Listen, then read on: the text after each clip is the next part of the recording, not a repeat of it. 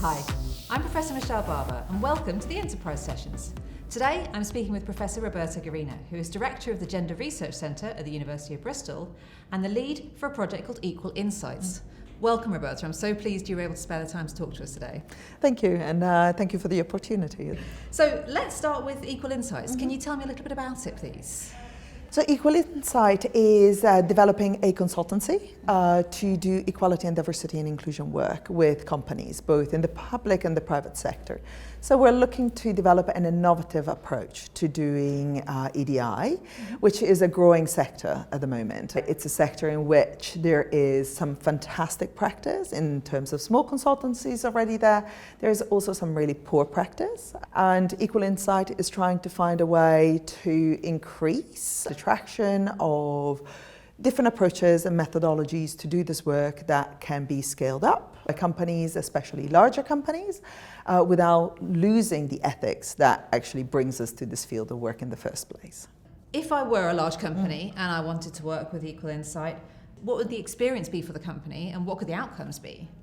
What we're looking to do is, first of all, getting companies to understand where they have a problem, but then also enabling them and facilitating them in addressing the problems themselves.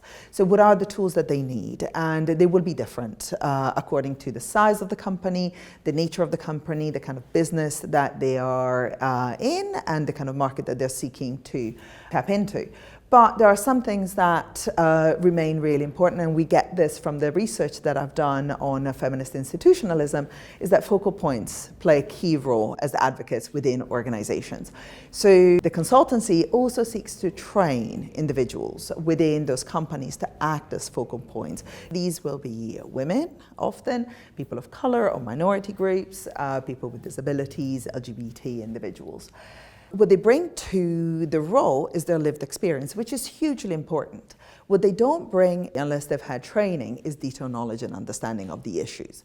So what we're hoping to do is to provide them a framework in which they can be trained, giving them the knowledge, the tools and the resources so that they can actually enact change within the company itself.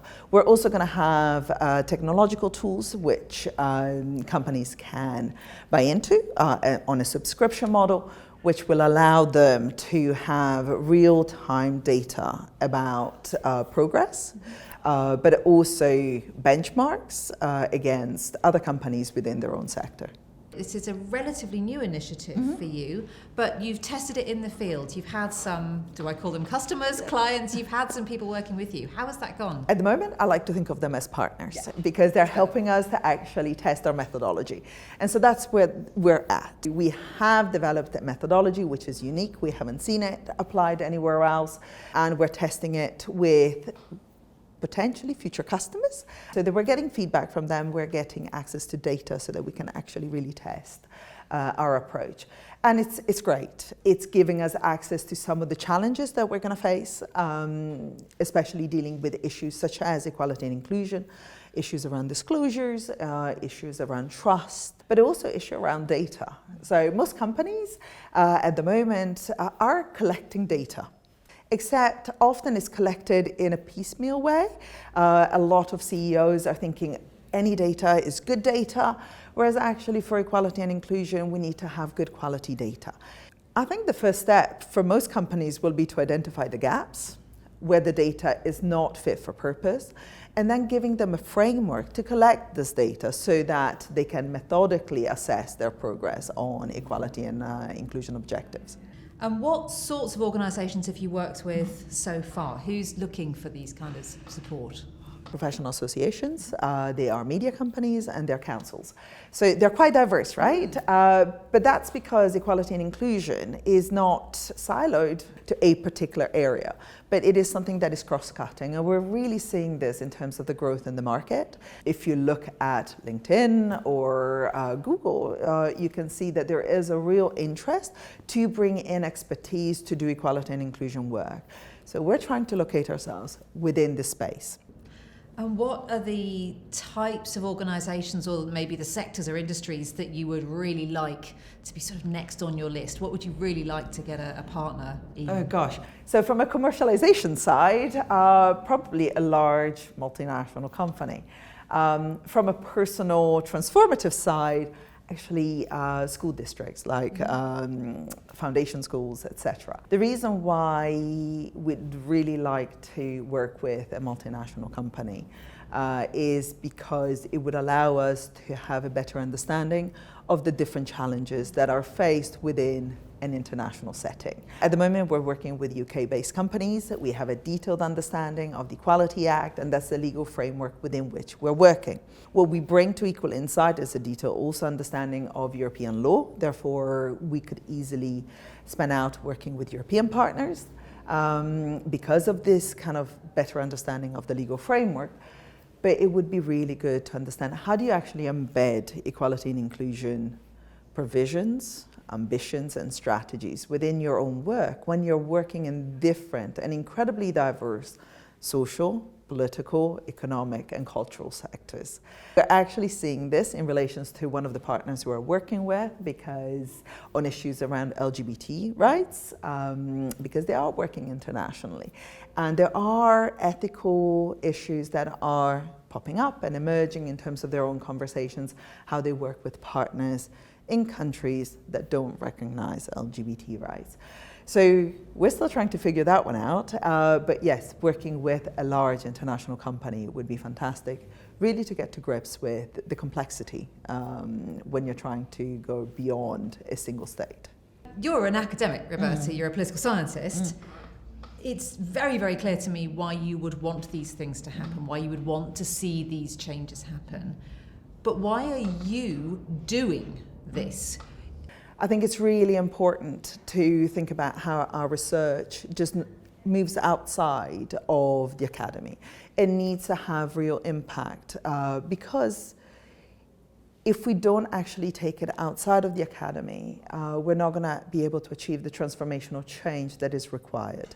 And I say that because as a feminist scholar, and as I guess a critical feminist scholar, my job is to have critical, constructive conversations with key actors.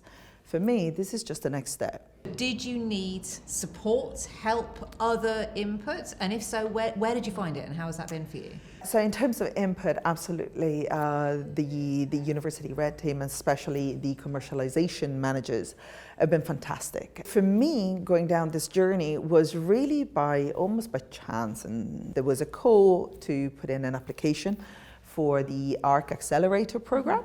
And I thought, okay, this is the opportunity to really think about the potential for this project. And that's what I applied for, and I was successful. Was I ready for it? No. Did I wish that I probably should have done it a year later? Yes. But at the same time, I wouldn't be where I am today had I not done that work. So that gave me the space to talk to people who have founders of startups, gave me the space to build a relationship with Julian, the research commercialization manager. He opened the space to learn about the university support structures and systems, but also to meet people. And it's that networking, that engagement that has really made the biggest difference. So Roberta, you talked about working with people from the research commercialisation team and people outside of the university. Do you work on this project with people from disciplines in the academic world other than political science? Yeah, so the research associate on the project comes from management studies and education. So she brings a very different set of tools to the project itself. And then also we're working with data scientists. For me, it's really important to have people who challenge my views, who don't just reproduce what I say, but also who have different skills and tools that can bring something new and different to the work that we're doing. So I've learned so much in the process, and I think actually it'll make me a much better researcher at the end of the process itself. That's fantastic to hear. So if you were to look back that sort of 2 years, 4 years, 5 years maybe, what would you say to that younger Roberta? How would you advise, encourage her? Harness the anger and the frustration that comes with going to a lot of seminars where things are not done properly. Sitting through a workshop where the facilitator really didn't know much about the issue. And I thought, actually, people can do damage. So if I was to go back and say, use that, and actually I would start working on it a lot sooner. Almost harness that frustration and that anger to find a way to find solutions. So. And then also couple that with hope, because the frustration and anger can only activate you for so long. There is the hope at the end of the tunnel that actually you can achieve something. Powerful message. And next steps for Equal Insights? What do you need to achieve, I don't know, next week, next month, next year? What's the pathway you've got ahead of you? So next step is to complete a couple of projects that we already have on the books. So that's going to be absolutely short term. Medium term is to develop the fully flashed business plan. And medium to long term is probably to spin out so that the work can be done independently of the university, which would allow us a lot more flexibility to seek out partners.